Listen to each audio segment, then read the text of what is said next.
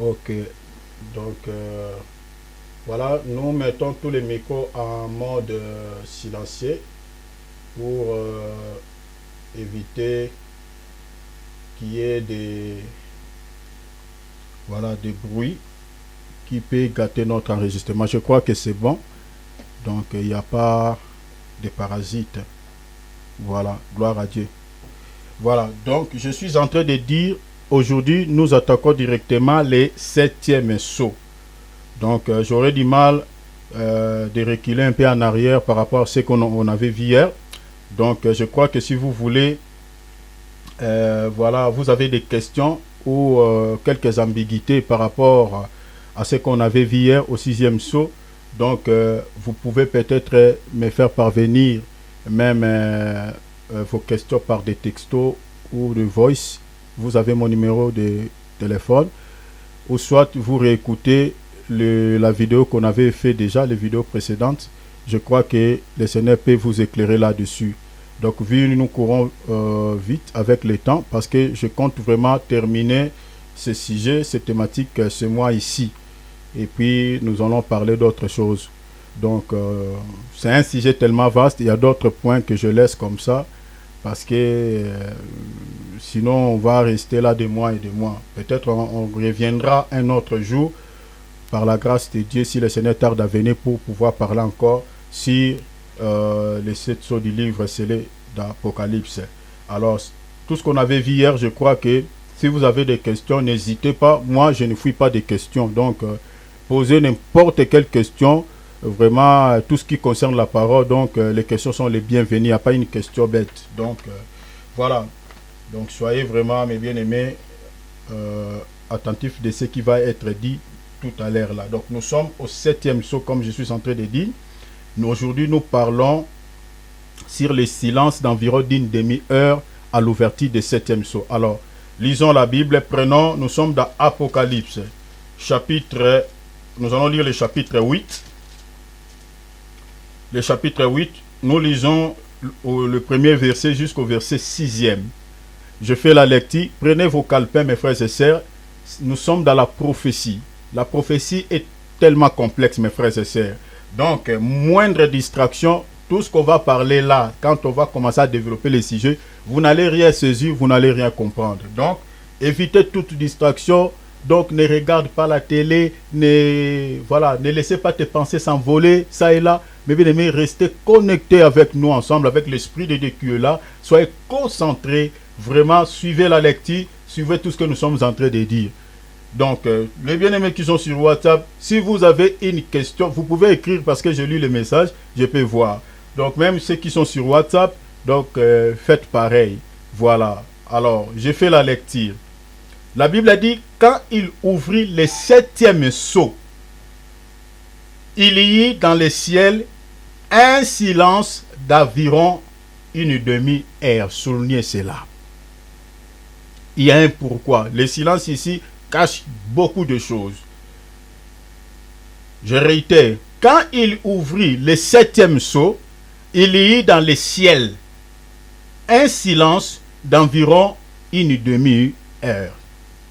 La Bible dit, et je vis le sept anges qui se tiennent devant Dieu, et sept trompettes leur firent donner. Soulignez cela, mes frères et sœurs, parce que c'est de là que nous allons s'asseoir. Donc, tout au long, donc, je peux dire de ce mois, pour pouvoir parler de ces trompettes-là. La Bible dit, les sept anges reçurent sept trompettes. Pour faire quoi? Je continue la lecture. Verset 3. Et un autre ange vint, et il s'éteint sur l'autel, ayant un encensoir d'or, en lui donnant beaucoup de parfums, afin qu'il les offrît avec le prière de tous les saints sur l'autel d'or qui est devant le trône. 4. La fumée des parfums monta avec le prière des saints de la main de l'ange devant Dieu. Verset 5. Et l'ange prit l'encensoir, les remplit du feu de l'autel, et les jeta sur la terre. Et il y eut de voix, de tonnerres, des éclairs et un tremblement de terre. Verset 6. Et les 7 anges qui avaient les 7 tonnerres se préparèrent en sonner. Que Dieu ajoute l'explication sur sa parole. Mais bien aimés, selon cette écriture, suivez-moi ici très bien, je vais attirer votre attention dans quelque chose. Selon cette écriture que nous venons de lire, on nous parlait, lorsqu'on a décelé le 7e sceau, il y eut le silence d'une demi-heure au ciel. On nous parlait du silence. Il y avait un calme total au ciel. Mais, chose étonnante, dans les versets 2 et 3, on voit que la Bible nous parle d'un silence au ciel d'environ d'une demi-heure, mais les anges étaient en train de travailler. En réalité, comme s'il n'y avait pas le silence au ciel. On nous parle du silence, mais on nous parle d'un ange qui est en train de faire les fonctions d'un sacrificateur dans les versets 3 et 4. Qui va prendre des parfums et des prières de saints pour pouvoir faire quoi? Offrir sur l'autel. Déjà ici, je suis en train d'attirer votre attention. La position de cet ange ici, il joue le rôle d'un sacrificateur. Et l'autel qu'il est en train d'offrir des parfums, on dit c'est l'autel d'or. Ici, regardez mes bien-aimés. Dans les tabernacles, dans l'ancienne alliance, il y avait 3 parties. La première partie, on appelait ça les parvis. Dans les parvis, qu'est-ce qui se trouvait là-bas? Il y avait la cuve d'airain et puis l'autel des holocaustes. Pas l'autel des parfums, mais l'autel des holocaustes. C'est là où le pardon des péchés était accordé. Le peuple pouvait traîner là, dans le parvis, apporter leurs animaux pour pouvoir donner aux sacrificateurs et que les sacrificateurs offrent pour eux afin qu'ils reçoivent le pardon du péché de la part de Dieu.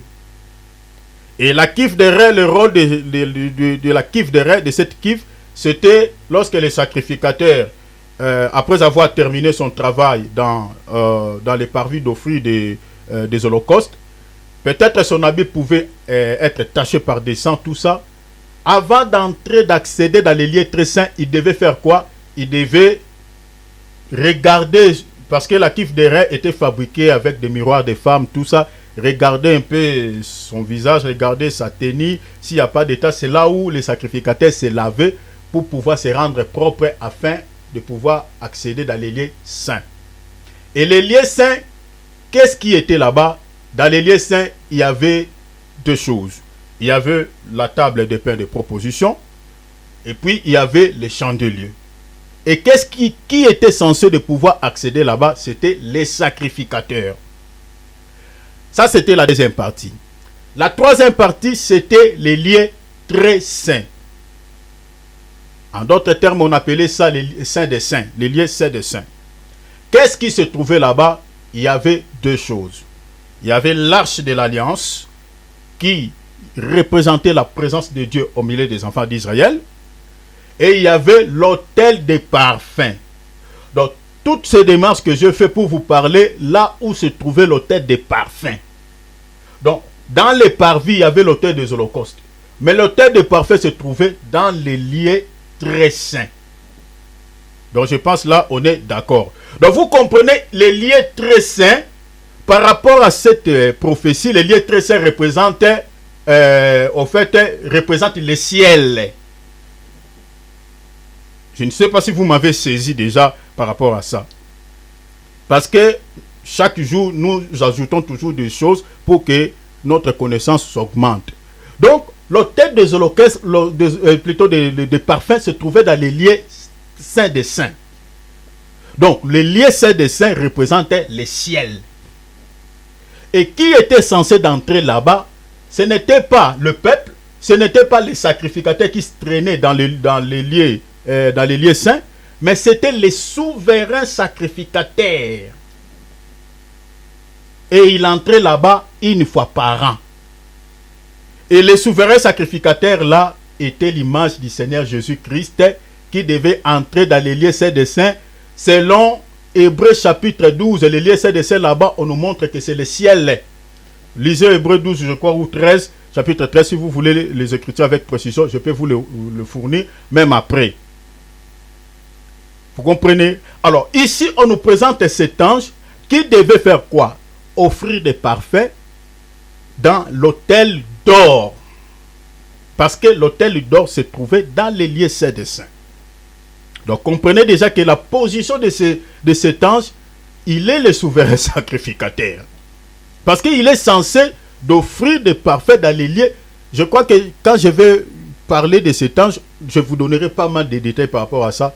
Mais on va courir avec l'État par la grâce de Dieu. Mais aujourd'hui, parlons d'abord des silences.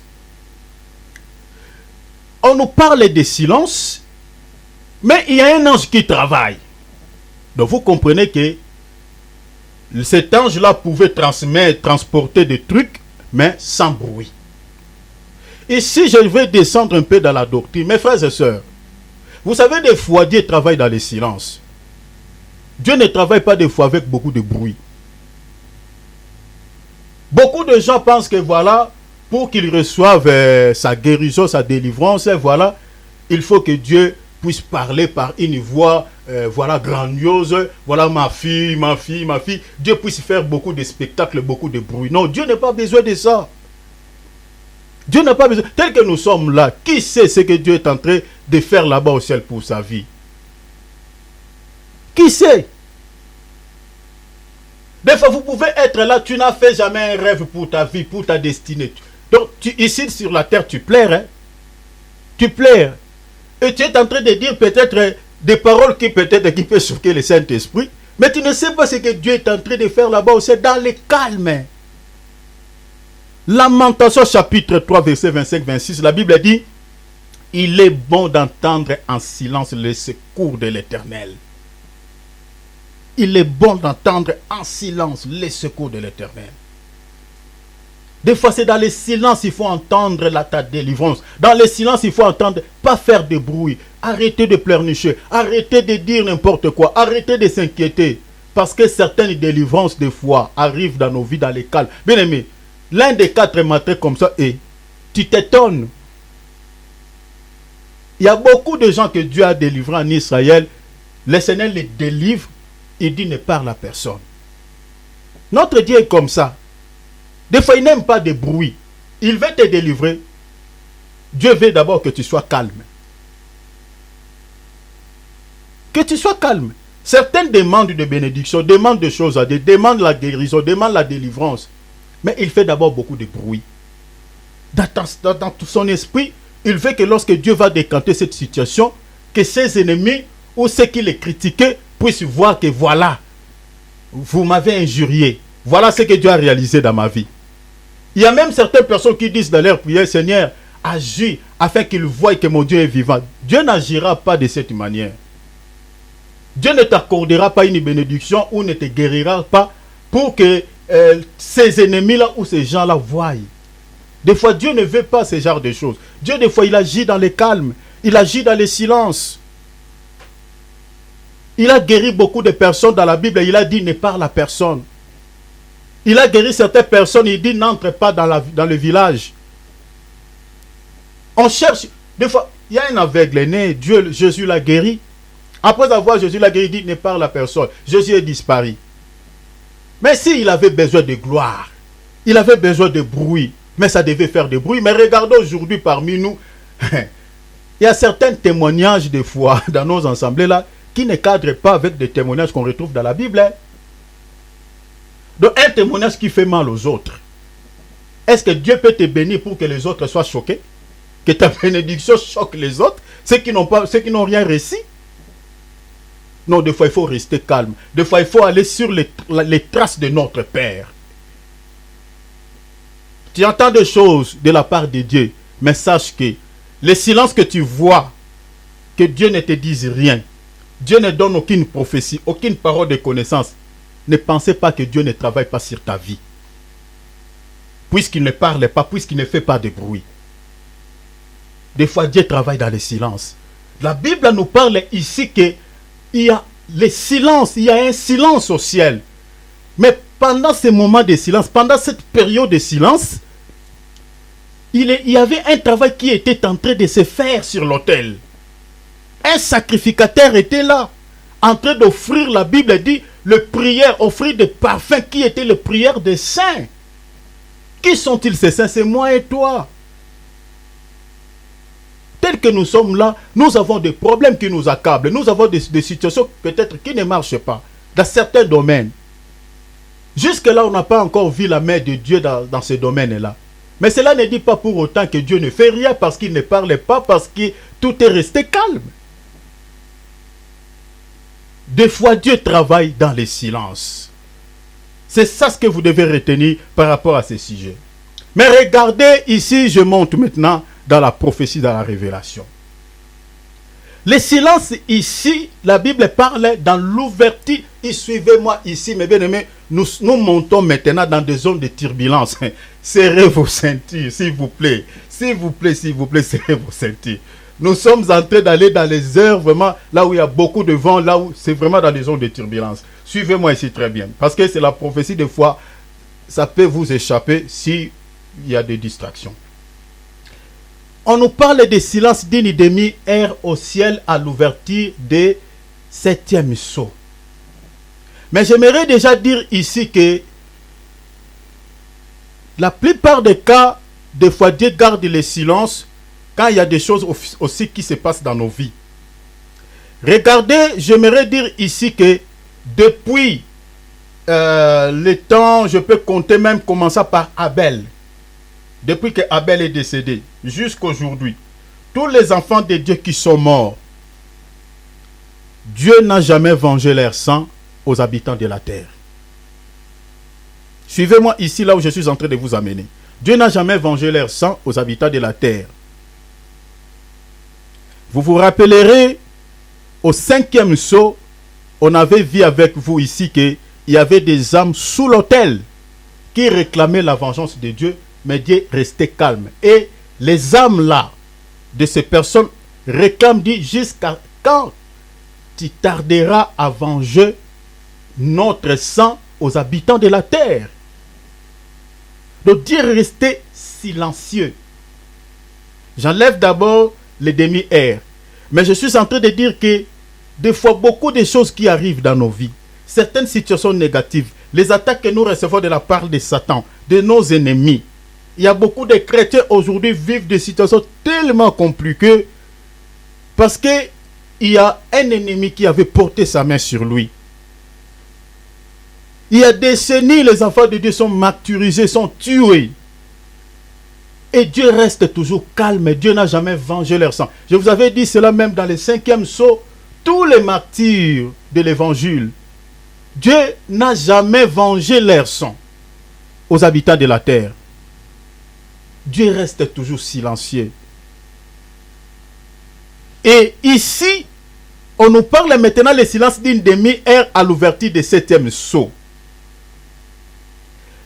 Le silence d'une demi-heure ici, ce silence, j'aimerais que nous puissions d'abord poser quelques questions par rapport à cela. J'avais énuméré quelques sous-questions ici.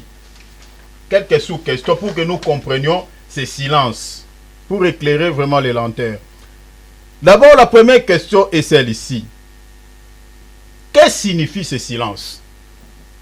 Ce silence-là. La deuxième question, pourquoi Dieu va-t-il rester silencieux environ d'une demi-heure?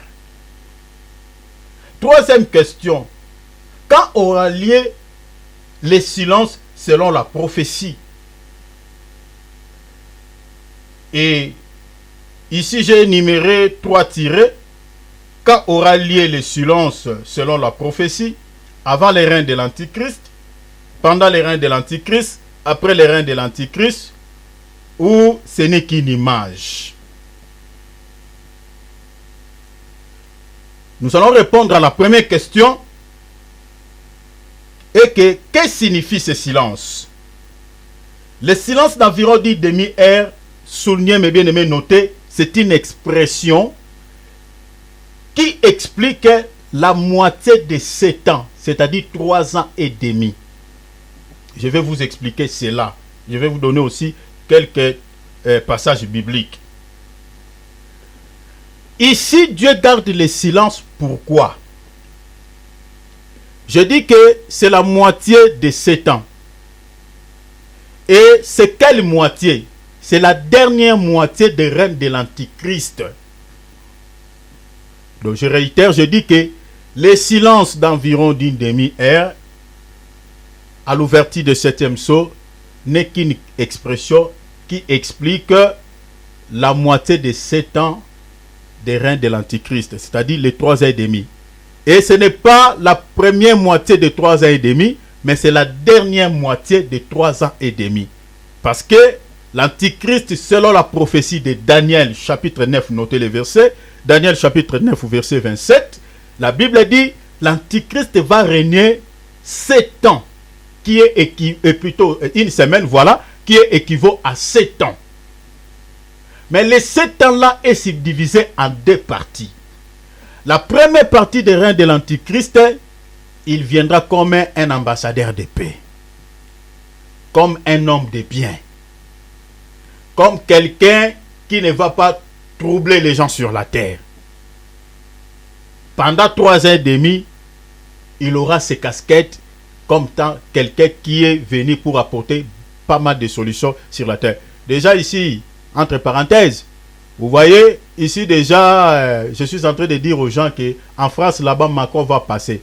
Selon on a vu ça dans les visages prophétiques, hein, donc Macron va passer parce qu'il a une mission à accomplir. Déjà, je prends ça pour vous dire, parce que je disais ça au bien-aimé Philippe, je le disais même avant, même qu'il y ait des élections en France, parce qu'il va terminer sa mission. Donc, tel que nous sommes là, le monde est en déclin. Donc, ces gens-là qui travailleront avec l'Antichrist, mes bien-aimés, au moment où nous sommes en train de parler, sont là dans le monde. Ils préparent les terrains pour l'Antichrist. Tout ce que vous êtes en train de voir, des guerres, tout ça, on nous parle de la famine. La guerre se trouve en Ukraine et la Russie, mais on nous parle de la famine, donc ça n'a rien à voir. Est-ce que le monde entier ne vive que de la Russie et de l'Ukraine? Vraiment, ça n'entre pas dans l'esprit. Hein? Donc vous voyez là-bas, les pains, même en Afrique, chez nous, là-bas, les pains quittent 300 francs, ça monte directement à 750 francs. Donc beaucoup de choses sont en train de bouger, les carburants montent, mais qu'est-ce qu'il y a à voir entre ce qui se passe? C'est la Russie qui nourrit l'humanité? C'est l'Ukraine qui nourrit l'humanité? C'est tellement bizarre. Donc si vous regardez ça, vous faites des analyses de manière physique, ça ne marche pas. Ça ne marche pas, ça ne colle pas. Vous comprenez? Alors, ceux qui ont maintenant des yeux spirituels, qui ont des yeux spirituels peuvent voir, peuvent comprendre et lire ce qui est en train de se passer dans ce monde. Le but c'est quoi? Tel que nous sommes là, nous sommes pleinement dedans, mes bien-aimés. Ils ont activé ce qu'on appelle le nouvel ordre mondial. Donc, ils sont en train d'accélérer cela. Et cela va amener le monde à un seul gouvernement mondial qui aura comme chef cet homme providentiel, ce super-homme, selon la Bible, qui s'appelle l'Antichrist. Donc, il faut créer un chaos comme pas possible. Donc, tel que nous sommes là, ils vont petit à petit, parce qu'ils ne vont pas aller vite, parce que le monde va comprendre, les gens peuvent se révolter. Donc, le diable est tellement sage, selon la Bible dit qu'il est sage. Donc, il calcule, il regarde tous les paramètres, quoi. Et jusqu'à ce qu'on va plonger le monde dans un chaos comme pas possible. Et à ce moment-là, quand le monde va entrer vraiment dans le chaos économique, c'est à ce moment-là que cet homme-là fera son apparition. Il viendra comme un homme de solution. Il sera un homme riche qui va régler tous ces problèmes qui sera à ce moment-là. Peut-être l'Église ne sera pas sur terre. Donc c'est quelque chose qui ne va pas commencer comme ça dans une année, 2 ans, 3 ans, mais ça va aller petit à petit jusqu'à ce que le monde va plonger vraiment dans les chaos. Donc pendant ce temps ici, le Seigneur là-bas au ciel aussi se prépare pour pouvoir venir retirer sa femme, que j'explique l'Église. La raison pour laquelle nous sommes en train de sonner l'alarme, de dire aux chrétiens de se préparer pour le départ. Parce que les signes, selon les prophéties, sont là. Mais les méchants, comme dit Daniel, les méchants ne comprendront rien. Vont prendre ça, ce sont des blabla. Mais ceux qui ont l'oreille spirituelle, les enfants de Dieu, ceux qui sont appelés à ces choses, peuvent lire les prophéties par rapport à ce qui se passe dans ce monde. Peuvent comprendre que le temps n'est plus, donc nous devons préparer nos bagages pour pouvoir partir.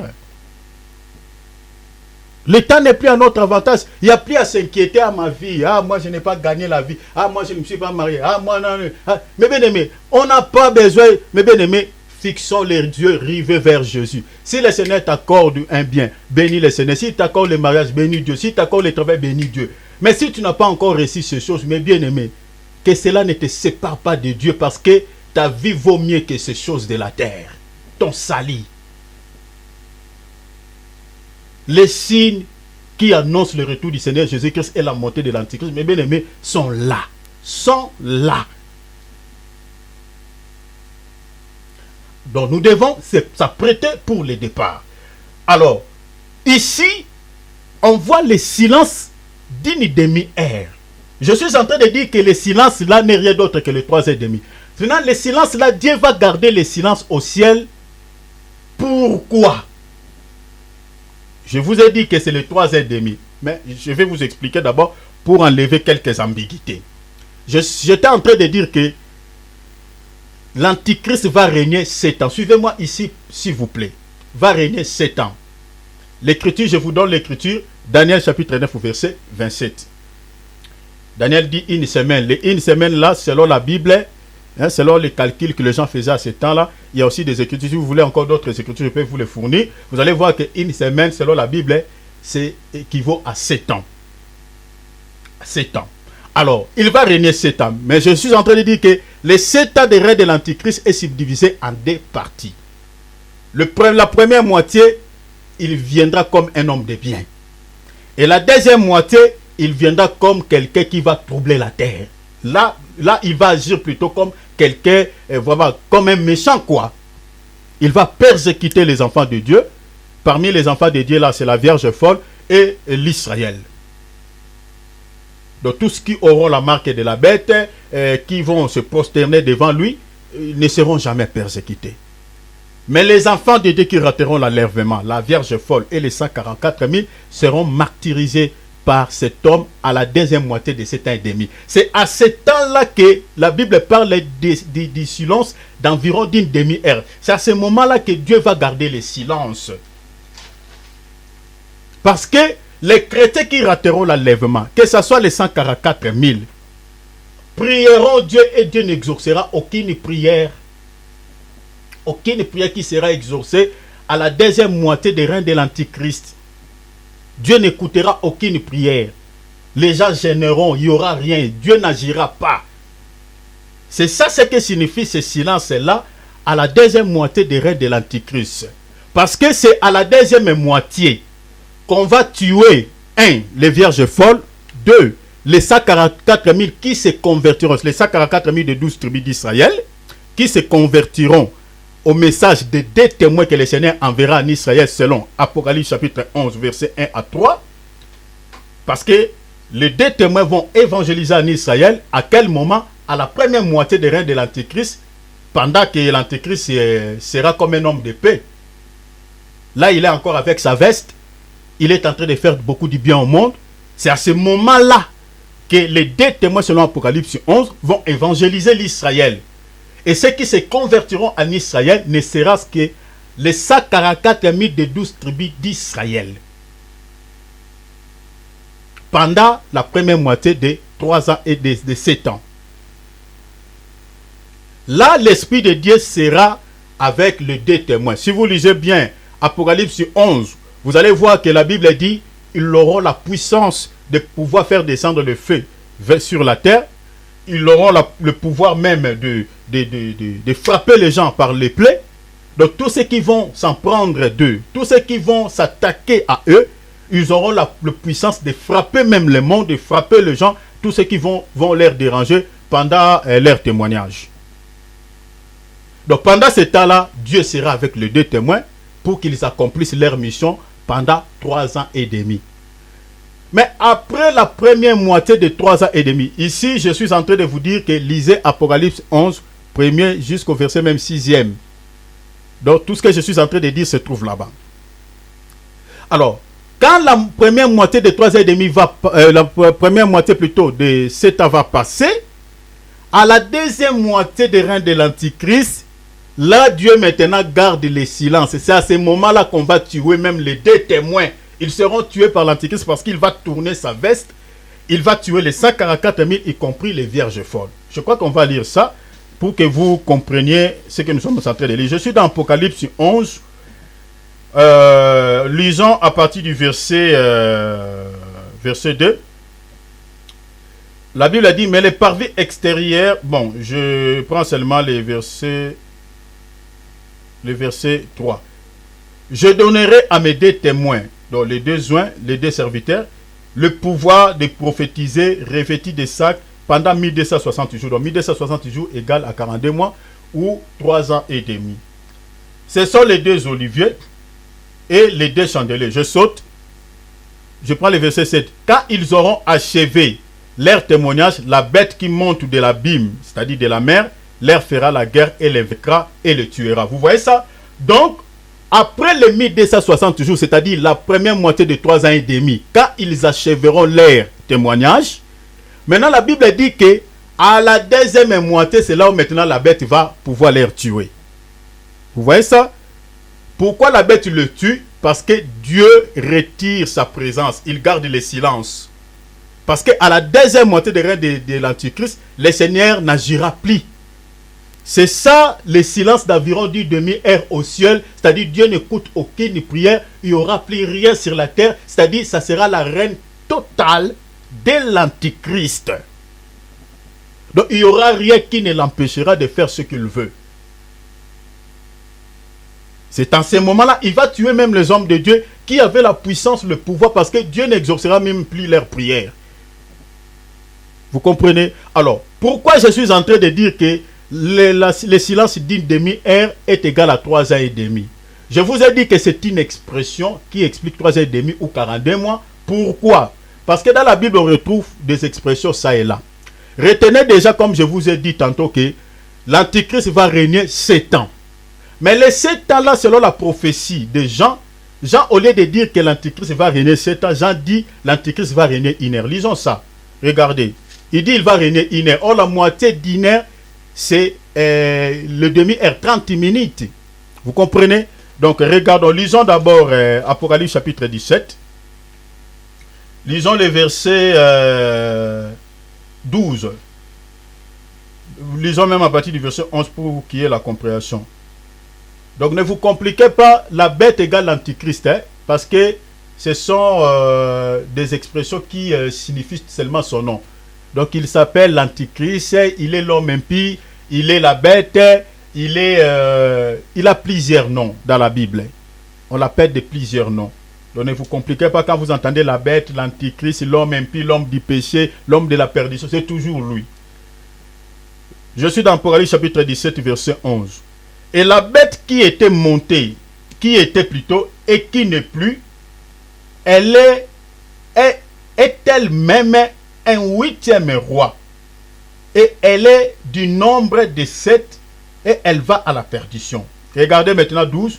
Les 10 cornes que tu as vues sont 10 rois qui n'ont pas encore reçu de royaume, mais qui reçoivent l'autorité comme roi pendant 1 heure avec qui? Avec la bête. Vous voyez, au lieu que Jean puisse dire qu'ils reçoivent l'autorité 7 ans avec la bête, Jean utilise une autre expression, il dit 1 heure avec la bête.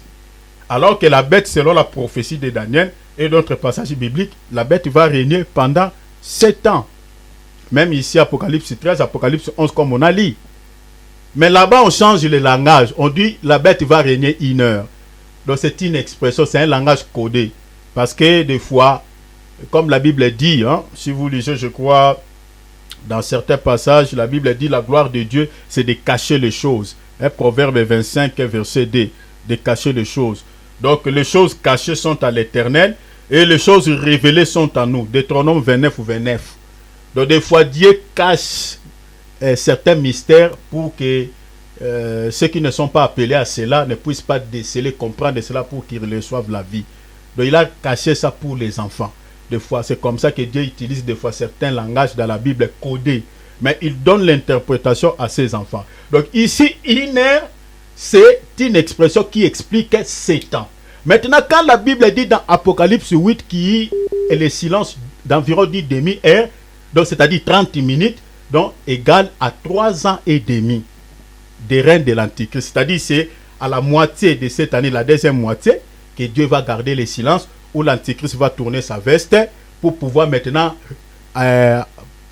pouvoir régner totalement, avoir le pouvoir total sur toute la terre, et il va commettre des choses les plus abominables. Il va massacrer les chrétiens, les vierges folles, que j'explique, des chrétiens qui rateront l'enlèvement, et puis les 144 000, et puis les 2 témoins. C'est à ce moment-là que l'Antichrist va tuer. Et à ce temps-là, comme je vous ai dit, que Dieu va garder le silence, il n'agira pas.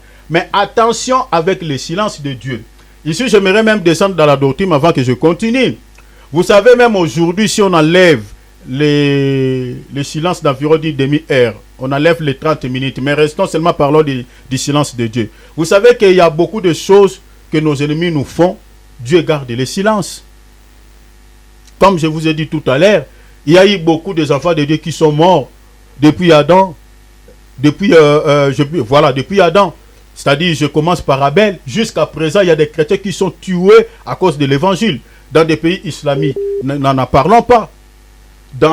Au Corée du Nord, n'en parlons pas. En Inde, partout ça et là, il y a des chrétiens qui sont tués. L'inquisition qui a eu lieu ici en France, en Espagne, en Italie, ça et là. Beaucoup de chrétiens sont tués à cause de leur foi. Dieu n'a pas encore vengé leur sang aux habitants de la terre. Il garde le silence. Et quand est-ce que Dieu va venger ses sangs? C'est à l'ouverture des 6e sceaux et des 7e sceaux. Ici, j'aimerais vous donner encore un éclairage plutôt par rapport au 6e sceau. J'aimerais vous dire que l'ouverture des 6e sceaux et des 7e sceaux se fera après le silence d'une demi-heure de Dieu. Donc, le 6e sceau qu'on a parlé là. Donc, Dieu va déceler le 6e sceau après le silence d'environ d'une demi-heure. Parce que tous les malheurs que nous avons vus dans le 6e sceau, c'est après le silence d'environ d'une demi-heure.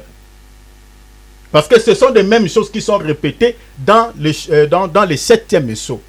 Le tremblement de terre, le soleil devient noir. Donc, à l'ouverture des 7e sceau, quand les gens vont commencer à sonner, première trompette, deuxième, troisième, jusqu'au 7e trompette, ça sera pour pouvoir frapper la terre par rapport à tout ce qu'on avait vu au 6e sceau. Alors, Dieu va venger le sang de tous ces martyrs. Tel que nous sommes là, je veux changer encore le langage. J'aimerais dire que tel que nous sommes là, aujourd'hui, Dieu ne venge pas. Vous comprenez? Nous sommes des fois l'ennemi peut toucher nos santé. Des fois, nos ennemis peuvent nous faire beaucoup de choses. Mais des fois, vous sentez, Mathilde, dit Seigneur, jusqu'à quand? Il y a beaucoup de chrétiens qui pleurent au sein de leur famille. Les gens mauvais de ce monde, les sorciers, n'en parlons pas, qui compliquent certaines situations dans la vie des enfants de Dieu. Mais si notre Dieu, on pouvait dire même si notre Dieu était puissant, pourquoi ne le tue pas? Pourquoi ne le frappe pas à mort?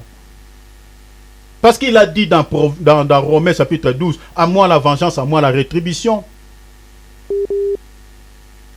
Les gens qui sont tués, qui sont en train de tuer les gens gratuitement. Il y a des enfants qui sont tués comme ça, des enfants violés. Pourquoi Dieu ne venge-t-il pas? Ça, ce sont des questionnements que les gens ont dans la tête, surtout ceux qui ne connaissent pas Dieu. Beaucoup sont même tombés dans l'incrédulité à cause de cela. Ils disent, mais qu'est-ce que ces enfants-là ont fait pour qu'on les tue dans des guerres, pour qu'ils soient violés? C'est le temps de silence. Dieu garde le silence. Il laisse le temps à l'ennemi. Mais selon la Bible, il y a un temps où Dieu va venger la vie de toutes ces personnes-là. À l'ouverture des 6e sceaux et des 7e sceaux, c'est là où Dieu va venger. C'est là où Dieu va déverser sa colère sur tous ces crimes, tous ces massacres. Ces gens-là qui sont tués gratuitement, des enfants-là qui sont tués gratuitement, des femmes-là qui sont violées par ces hommes forts. Mais il y a quelque chose. Vous savez, le Seigneur Jésus-Christ, quand même, je peux dire, il défend son Église aussi partiellement. Pas totalement, je dis partiellement. Rappelez-vous, je vais vous donner par exemple une illustration. Pas une illustration, mais c'est une réalité. Mais dans la spiritualité, il y a toute une explication par rapport à ça. Selon Marc chapitre 4, le Seigneur traversait la mer avec ses disciples, mais le Seigneur dormait. Mais il y a eu des flots, des vents, des tempêtes au milieu de la mer qui remplissaient la barque. Les disciples étaient en péril. L'apôtre Pierre, qui était expert en pêche, qui pouvait même faire de pêche nocturne, mais ce jour-là, c'était tellement compliqué pour lui. Il n'a pas pu maîtriser, canaliser les bateaux. Face à ces vents, face à ces tempêtes, l'apôtre Pierre ne savait plus quoi faire. Jacques était là, était aussi des pêcheurs. Et Jean, ils étaient en péril. Il criait, il vient réveiller Jésus. Il dit, Seigneur, ne t'inquiètes-tu pas de ce que nous périssons. Le Seigneur va se réveiller. Il va s'élever. Il va crier sur la tempête et parler sur la mer. Dit, silence et tais-toi. Et la Bible dit, il y eut un grand calme et ils pouvaient continuer leur voyage jusqu'à la fin. Sur le plan spirituel, cela explique quoi? Parce que la barque ou le petit bateau, selon la Bible, représente une femme, alors qu'une femme, selon la Bible, représente l'Église. Ici, je suis dans Proverbe chapitre 31. Si vous lisez là-bas, la femme, on représente la femme comme étant un navire, comme un petit bateau, comme un bateau. Or, les 12 apôtres qui se trouvent, je suis dans la Révélation, suivez-moi très bien, les 12 apôtres qui se trouvent dans la barque, le chiffre 12 représente l'enseignement selon Éphésiens 2:20, qui dirige aujourd'hui la femme, qui conduit la femme, qui protège la femme. Et le Seigneur qui se trouve dans la barque, il est le fondement. Le fondement, parce qu'on dit, nous sommes bâtis sur les fondements. L'apôtre Pierre explique ça dans 1 Corinthiens 3, verset 10. Christ est le fondement, la pierre angulaire. Et les 12 sont bâtis sur lui. Il a dit, sur ce roc, je bâtirai. Mais maintenant, tel que nous sommes là, tout vent qui va se lever contre l'église, ou toute tempête qui va frapper sa femme, la barque, j'explique la barque, pour pouvoir faire noyer la barque, le Seigneur ne laissera pas ce vent frapper sa barque, que j'explique, sa femme ou l'église, ou moi et toi. C'est-à-dire, le silence que je suis en train de parler, que le Seigneur est en train de garder, le Seigneur ne gardera pas le silence totalement pendant que l'église est sur terre. C'est-à-dire, à chaque fois que l'ennemi osera de pouvoir toucher son église, le Seigneur interviendra.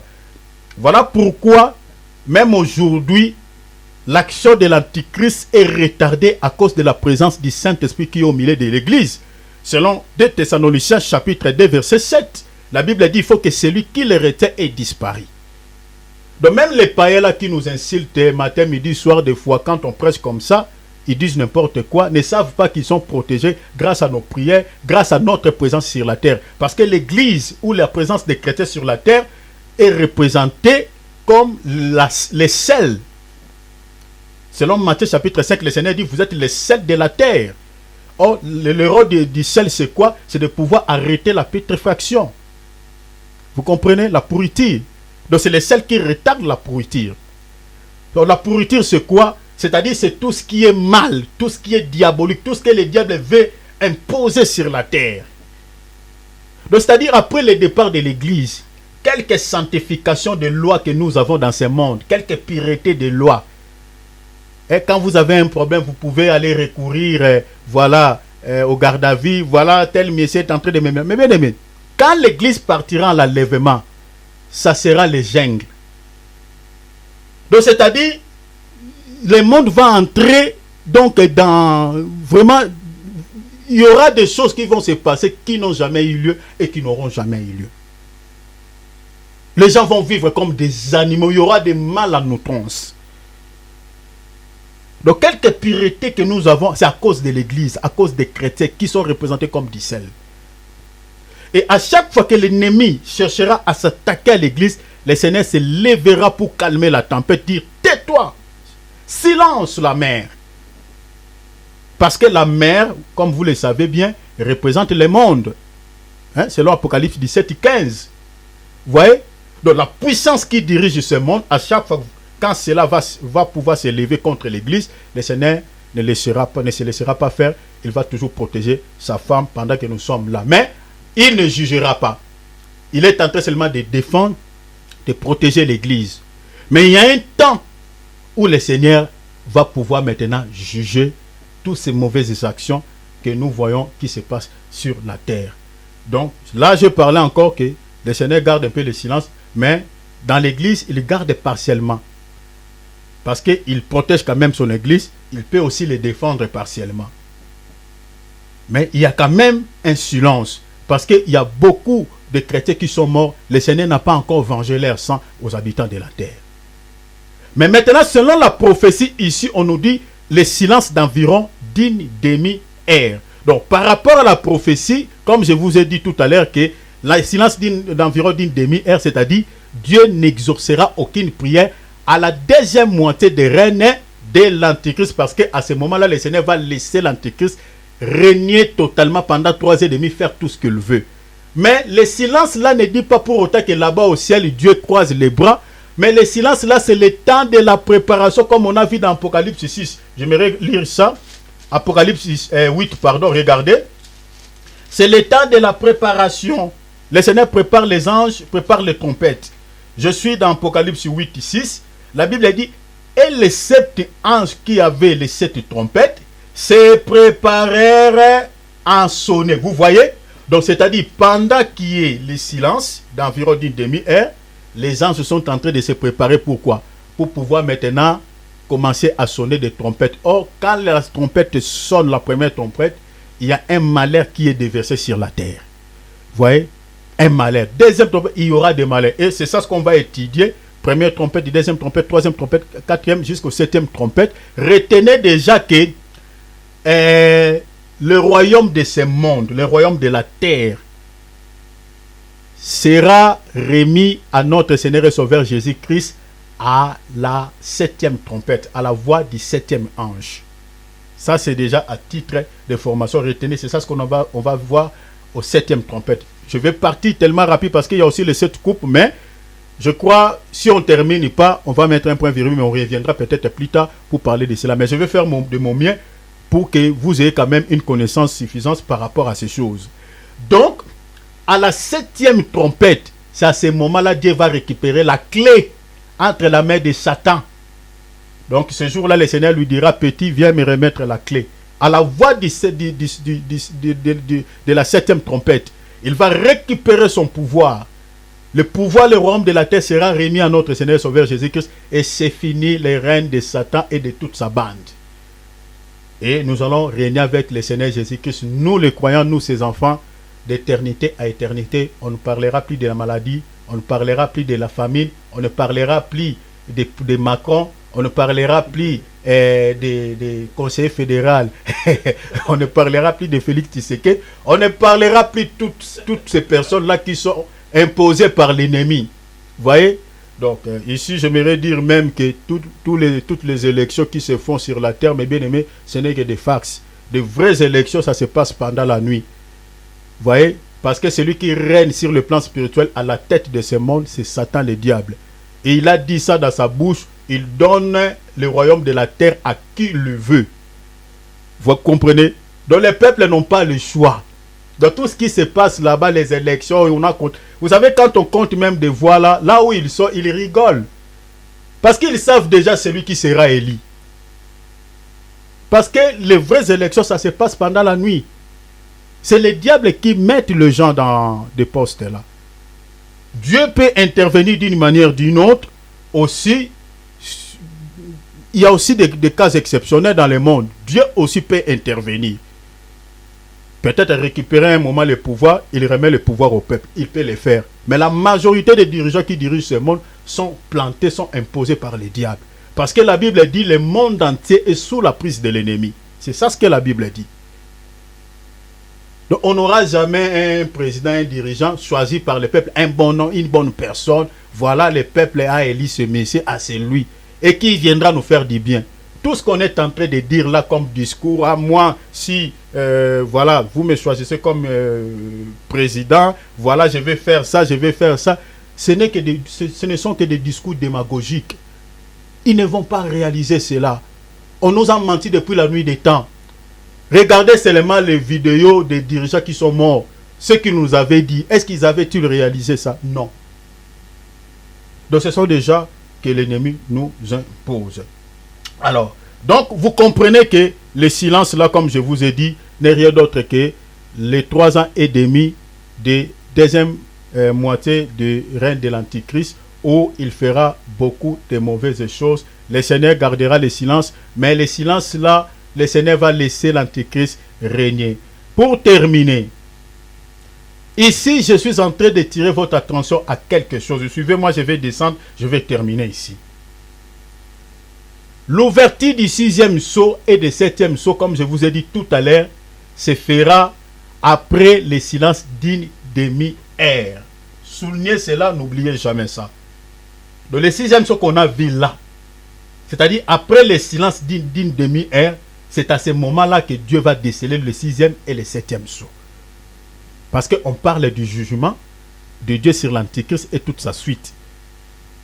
Mais maintenant, les jugements, l'ouverture des 6e sceau. Suivez-moi ici parce qu'on va terminer. C'est très important que vous compreniez ces choses. Le jugement de Dieu qui va s'abattre sur la terre à l'ouverture du 6e et 7e sceau ne se fera pas pendant le règne de l'Antichrist. L'Antichrist va consommer son 7 ans et son 7 ans qui lui est accordé selon les prophéties bibliques. Selon Daniel chapitre 9 verset 27. Il va consommer totalement les 7 ans qui lui est accordé selon la Bible. Donc il va régner 3 ans et demi. Et l'autre 3 ans et demi comme un homme de bien, un homme de paix. Et 3 ans et demi comme quelqu'un qui va passer les enfants de Dieu à la grande tribulation, persécuter les enfants de Dieu sur la terre. Il va consommer tous les 7 ans là, il finit ça. Et après les 7 ans et demi, c'est à ce moment-là, c'est-à-dire, il y aura, comme je vous avais dit, je pense que vous vous rappellerez, il y aura une prolongation de 2 ans, de 2 mois plutôt et demi, c'est-à-dire 75 jours, selon la prophétie de Daniel chapitre 12, verset, je crois, 11. On va lire ça. Donc, il y aura une prolongation de 2 mois et 15 jours. C'est pendant la période de cette prolongation que Dieu va maintenant déceler les 6e et les 7e sceaux pour pouvoir maintenant juger l'Antichrist et toute sa bande. Je crois qu'on va lire et on va terminer ici. Daniel chapitre, on va lire les versets chapitre 12. Lisons les versets 9 jusqu'au verset 12. Daniel chapitre 12e, pour ceux qui notent, verset 9 à 12. La Bible dit ceci. Il répondit, va Daniel, car ces paroles seront tenues secrètes et scellées jusqu'au temps de la fin. Le temps de la fin, c'est le temps ici. Alléluia. Verset 10. Plusieurs seront purifiés, blanchis et épurés. Tel que nous sommes là, cette parole est en train de vous purifier, de vous sanctifier pour le départ. Et la Bible dit, les méchants feront le mal et aucun des méchants ne comprendra. Mais ceux qui auront de l'intelligence comprendront. Donc vous voyez que tout ce que nous sommes en train de dire là, ceux qui sont méchants, ne comprendront jamais. Donc quand il va regarder sur internet comme ça, il parle de quoi? Ça, ce sont des messages archaïques. Ils passent. Donc ceux qui sont méchants, ça ne leur intéresse pas.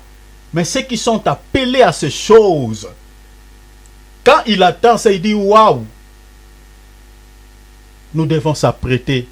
Parce que c'est ça ce qu'avaient annoncé les serviteurs de Dieu jadis.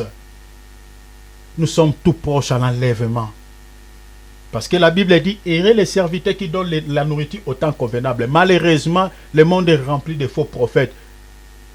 Donc on donne la soupe le matin, alors que ça ne devait pas être le cas. Le temps auquel nous vivons, on ne peut pas distraire les enfants de Dieu avec des messages bonbons chocolat. Ah, je suis en train de dire à quelqu'un, tu seras béni, tu seras élevé, tu seras la tête et non la queue. Et les gens là qu'on est en train de dire, tu seras béni, il est encore confortablement dans le mal, dans le péché, dans l'impudicité, dans de mauvaises choses. Et qui est ce Dieu-là qui va bénir une telle personne? Moi déjà, je crois que Dieu, vraiment avec beaucoup d'humilité, me fasse grâce. Je ne suis pas de ce genre de prédicateurs qui caressent les gens au sens du poil. Moi, mon souci vraiment est que les gens soient sauvés. Que tous nous puissions parvenir à la stature parfaite de la connaissance de Christ, dans la sainteté, dans la pureté. C'est ça le but de ce message. Les méchants, ça ne leur intéresse pas. C'est prophétisé même dans la Bible. Regardez maintenant ce qui dit la Bible. Verset 11. Depuis le temps où cessera les sacrifices perpétuels, où sera dressée l'abomination du dévastateur, où il y aura, regardez, 1290 jours. Regardez verset 12. Ici, nous avons déjà, je crois, 30 jours de plus. On va faire un calcul, je crois que vous allez comprendre. Verset 12. Heureux celui qui atteindra et qui arrivera jusqu'à 1335 jours. Donc, selon la prophétie ici, on nous parle que les dévastateurs dont on parle ici, c'est l'Antichrist. C'est la bête. Mais on nous parle que le dévastateur va commettre des choses abominables. Mais la Bible dit que heureux ceux qui arriveront jusqu'à 1335 jours. Regardez le calcul qui est ici. Les 1335 jours. Or, l'Antichrist va régner combien de temps? 7 ans. 7 ans. Il y a les 3 ans et demi qui est passé. Maintenant, les dévastateurs, ici, suivez bien ce qui dit la Bible. Le dévastateur va commettre les choses les plus abominables à quel moment? C'est à la deuxième moitié de 7 ans. Vous comprenez cela? C'est là où il va commettre des choses des plus abominables. Donc, il va faire tout ce que son cœur va le dicter. C'est à la deuxième moitié de 3 ans et demi. Or, la deuxième moitié de 7 ans, c'est-à-dire 3 ans et demi, égale à 1260 jours. Or, quand on prend 1335 jours qui est dit ici, parce que la Bible dit, heureux ceux qui arriveront jusqu'à 1335 jours, quand vous soustrayez, vous faites la soustraction 1335 jours moins 1260 jours, nous avons une prolongation de 2 mois et demi, 2 mois et 15 jours, c'est-à-dire 75 jours. Vous voyez ça? C'est ça les calculs. Alors, l'Antéchrist va consommer les 7 ans, comme je vous ai dit. Maintenant, c'est dans l'espace de 2 mois et 15 jours que Dieu va déceler maintenant les 6e et les 7e sceaux pour pouvoir maintenant juger l'Antichrist et toute sa suite. Vous avez vu ça? Donc, Dieu ne jugera pas l'Antichrist pendant son règne. Non. Donc, il n'y a pas de confusion par rapport à ça. L'Antichrist et les rois, les 10 rois qui vont régner avec lui, et tous ceux qui adoreront la bête, qui auront la marque de la bête, recevront les châtiments de la part de Dieu à la fin des règnes de l'Antichrist, c'est-à-dire dans l'espace de cette prolongation de 75 jours. C'est là où Dieu va maintenant juger l'Antichrist, c'est-à-dire à l'ouverture des 6e et des 7e sceaux. Donc pour aujourd'hui, on s'arrête là. Je crois, demain, comme je vous avais promis, nous avons mis une petite pause par rapport à cet enseignement pour parler de la Pâque selon la demande de notre maman qui est avec nous, maman Adrienne. Je crois que ce qu'elle avait dit, c'est, j'étais directement convaincu que qu'on en parle, parce qu'il y a une confusion par rapport à cette fête cette fête de la Pâque. Donc, beaucoup des enfants de Dieu se posent toutes des questions. Est-ce que devons-nous-ils célébrer la Pâque ou pas? Et la Pâque qui est biblique, c'est la Pâque avec S ou la Pâque sans S? Est-ce que c'est quoi la Pâque? Parce que chaque année, on voit les gens célèbrent la Pâque et chacun la célèbre à sa manière. De l'autre côté, on voit la Pâque avec des œufs. Je m'excuse. De l'autre côté, on voit la Pâque avec des lapins. Et il y a du business même qui se passe derrière cette fête.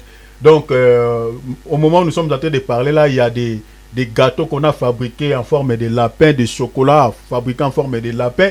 Donc, il y a de l'argent qui entre. Donc, donc, il y a du business qui se passe derrière cette fête.